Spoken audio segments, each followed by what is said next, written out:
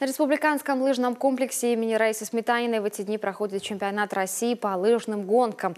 Более 200 спортсменов из 42 регионов прибыли для этого. И среди них наши звезды, от имен которых у болельщиков буквально разбегались глаза.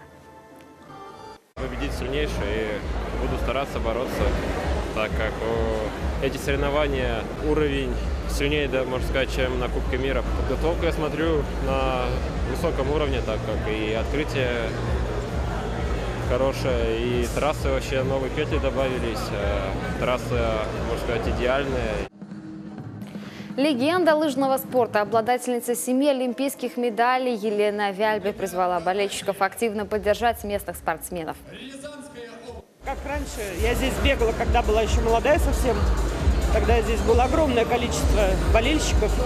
Это было бы здорово, если бы мы их увидели сейчас на вашей, вообще-то намоленной, так скажем, трассе. Тем более, что у вас были представители на Олимпийских играх. И удачные представители. Вы приехали с медалями домой, поэтому хочется увидеть, чтобы получили все удовольствие от соревнований. Чемпионат России по лыжным гонкам подведет итоги к 1 апреля. В программе традиционные виды: скиатлон, спринт, индивидуальные гонки и масс-старт.